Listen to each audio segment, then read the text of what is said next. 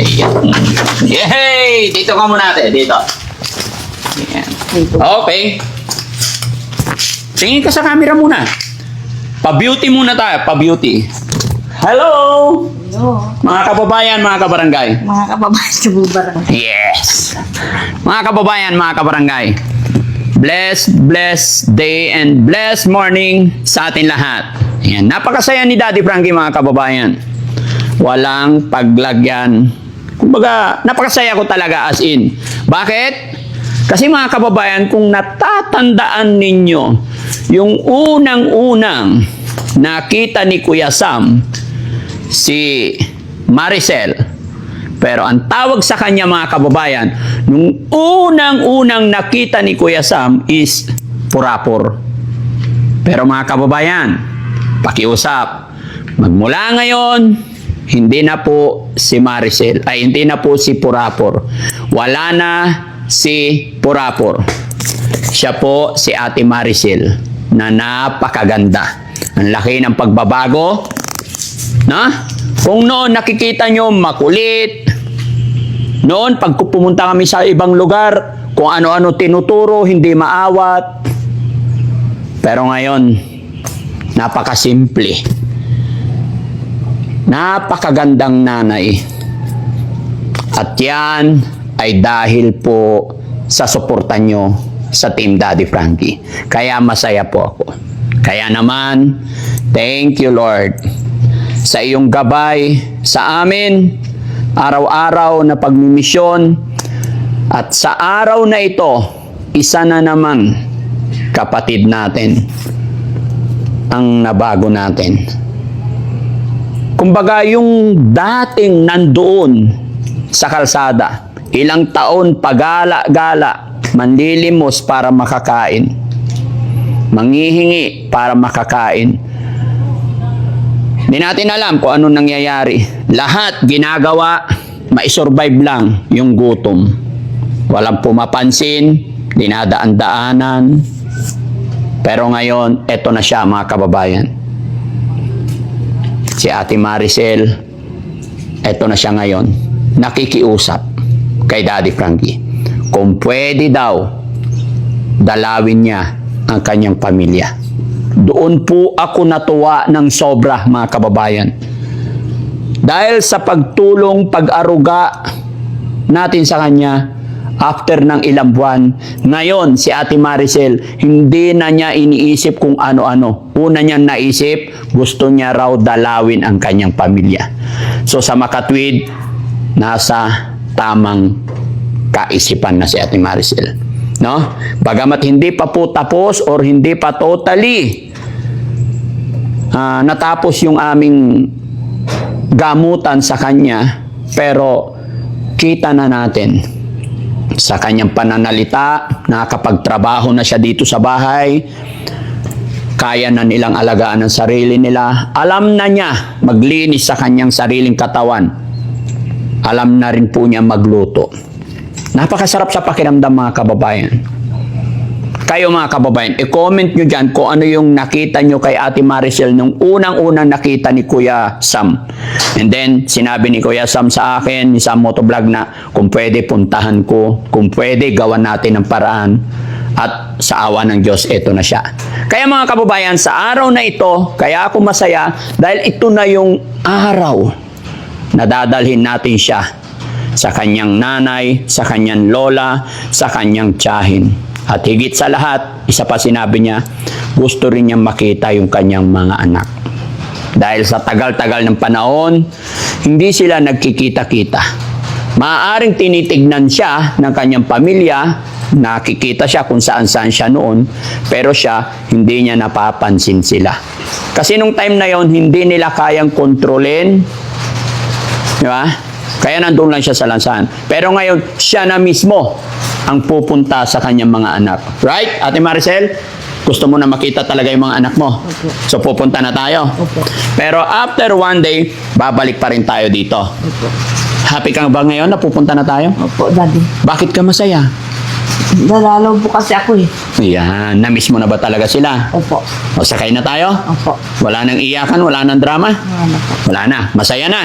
Let's go mga kababayan, mga kabarangay. Sama-sama po tayo. Samahan niyo po ako na ipasyal si Ate Maricel sa kanyang mga kamag-anak. Okay? Paandarin mo na. Halika ate. Bago pa umulan. Tararan! Okay, doon ka ate, sa dulo. Yan. Hi Ate Maricel! Oh, malapit na tayo. Ay, masaya na siya. Susundan tayo dun sa mga bata. Nandun kaya sila sa bahay, Daddy? Titignan natin. Kahit ako, wala rin akong alam eh. Gusto mo unahin natin tignan yung mga anak mo? Yun mga kababayan, mga bata daw, mga anak niyang gusto niyang unang puntahan. Basta ituro mo lang kasi hindi ko alam kung nasaan sila, ha? Bigyan natin sila ng bigas? Ha? Bigyan natin sila. Oo, may bigas akong dala. O sige, Daddy. Bakit gusto mo silang bigyan ng bigas? Baka wala silang bigas. Sige, walang problema. Marami akong dalang bigas. Ano pa gusto mo ibigay sa mga anak mo? Pira, Daddy. Bigyan natin silang pera. Sige.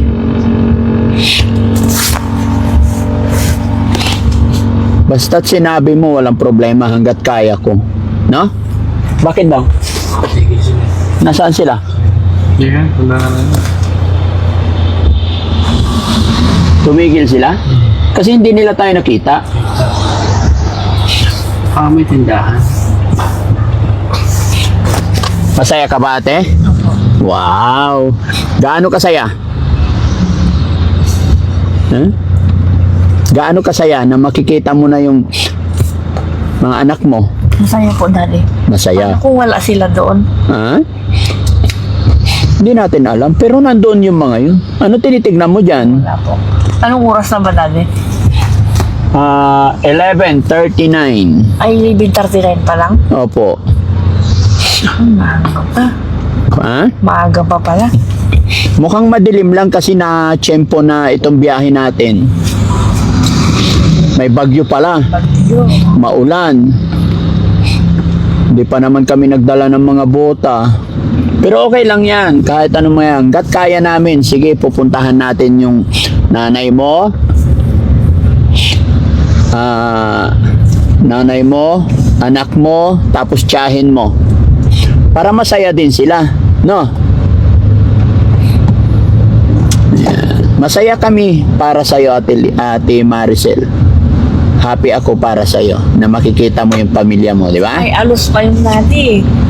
Alos Alaminos. Ano? Alos Alaminos pa yung... Ay, alam mo. Basta ituro mo lang. Pero ito, part na to ng Alaminos. Natatandaan mo na ba tong lugar na to? Opo. Ay, very good. Nakakarating ka ba dito nung time na naggagala-gala ka? Hindi, Daddy. Hindi na. Daan tayo, Daddy. Bibili mo ng inumin. Ay, anong gusto mo inumin? Delight. Ha? Delight. Delight. Sige. Ako pork and beans. Gusto kong inumin. Pwede ba yon? Okay po. Bakit delight gusto mo? Masarap yun, Daddy. Masarap. Tataba ka lalo. Tingnan mo, mataba ka na eh. Ba't ka kasi tumaba na, ano? Walang ginagawa sa bahay, kain. Opo. Ha? Opo. Lagi kayong kumakain ni Yaya. Puro kain doon eh, no? Patabaan kayong dalawa ni Bandam. Oh, tingnan mo si Bandam, oh. Sino mataba sa inyo ni Bandam? Tingnan mo nga. Ha? O, kausapin mo nga si Bandam. Di ba binigyan ka bulaklak ni Bandam dati? Di ba? Oo. Taba na si Bandam. Ikaw din, tumataba na rin.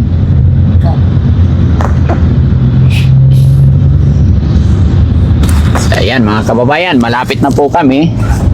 At titignan na lang natin kung saan, kasi hindi rin namin alam kung saan lugar ang kinaroroonan ng kanyang mga anak. Yun, narinig nyo yung sinabi niya, unahin daw yung mga bata. At nakikiusap siya kung pwede daw bigyan daw sila ng bigas yung kanyang mga anak. Tingnan mo, kalain mo, naiisip niya yung mga anak niya.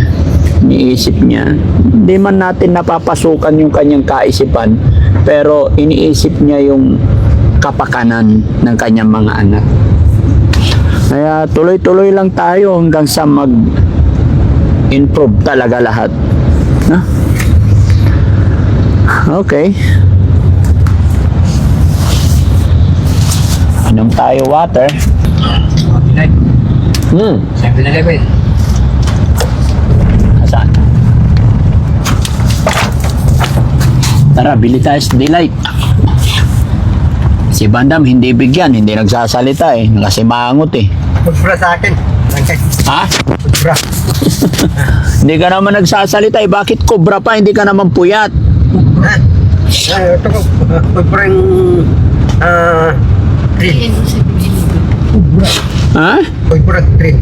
Cobra Green. Oh. Masama yung kobra sa'yo. Matapang yan. Mm-mm. Ana, bilhan ko lang ng Delight si ano. Tara. Pubra. Halika natin, tara. Halika, Bandam. Okay lang, huwag nyo na kapayungan. Si Ate Maricel lang.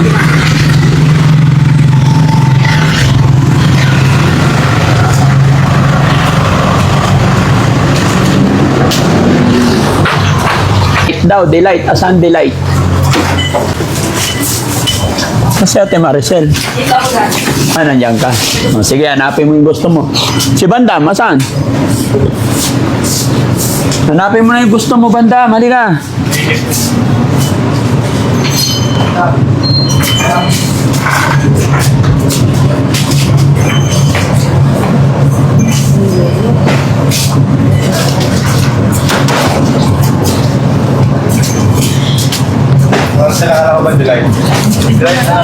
Oo. Anong... Ito sinabi mo ha. Ito na. Ito na lang. Ito. Asan? Ito. Okay. Lino yun.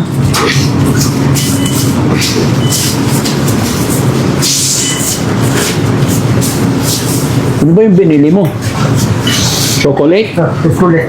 Totole? Tutulik. Anong totole? Tutulik. Ha? Isa pa ate. Kuha ka isa pa. Tag-isa tayo. Yan. Mga boys. Okay.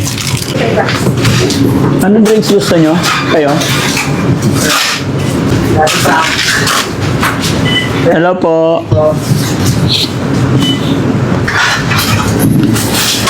Ito. Kanina sa'yo to. Thank you po. Thank you, ma'am. And then, sa'yo to. Okay? Okay, let's go. Thank you.